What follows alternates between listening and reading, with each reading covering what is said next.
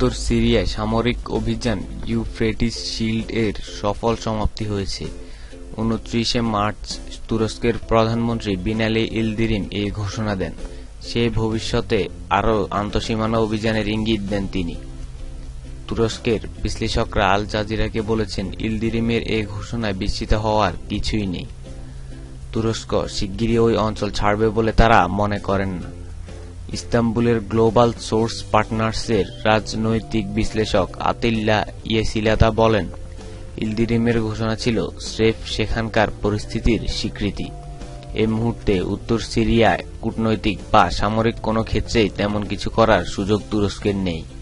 216 দিনের Euphrates shield অভিযানের শুরুতে তুর্কি বাহিনী সীমান্তবর্তী শহর জারাবলুসের নিয়ন্ত্রণ নেয়। সীমান্তের আনুমানিক 100 কিলোমিটার ব্যাপ্তি থেকে হটিয়ে দেয় আইসিস যোদ্ধাদের। আইসিস ও কুর্দি বাহিনীর বিরুদ্ধে এই অভিযান শুরু হয় গত আগস্টের শেষে। ফেব্রুয়ারির শেষ দিকে তুরস্কের ঘোষণা দেয় যে তারা আইএসের শক্ত ঘাঁটি আল বাবের নিয়ন্ত্রণ করে নিয়েছে। তুর্কি নিরাপত্তা বিশ্লেষক ও সাবানচি বিশ্ববিদ্যালয়ের ইস্তাম্বুল পলিসি সেন্টারের রিসার্চ ফেলো মেতিন গুরকান বলেন, কার্যত ইউফ্রেটিস শিল্ডের সমাপ্তি ঘটেছে প্রায় 1 মাস আগে, যখন তুরস্কের প্রভাবপুষ্ট জারাবলুস, আল রাই ও আল বাব মধ্যবর্তী ত্রিভুজ এলাকা ঘিরে ফেলে মার্কিন, রাশিয়ান ও সিরীয় বাহিনী।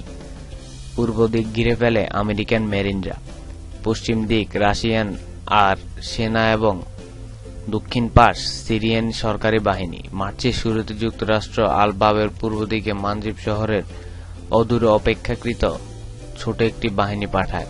গুরকানের ভাষ্য, এই ঘটনার ফলে কৌশলগতভাবে গুরুত্বপূর্ণ সিরিয়া শহরটি থেকে কুর্দি বাহিনী হটিয়ে দেয় এবং পূর্ব দিকে আরও প্রভাব বিস্তার করার তুর্কির পরিকল্পনার ইতি ঘটে। গুরকান আরও বলেন, রাশিয়া যখন ঘোষণা দিল যে তারা কুর্দি বাহিনীকে প্রশিক্ষণ দিতে আফরিনে সামরিক ঘাঁটি স্থাপন করছে, আঙ্কারা তখন উপলব্ধি করল আর তারা পশ্চিমে অগ্রসর হতে পারবে না।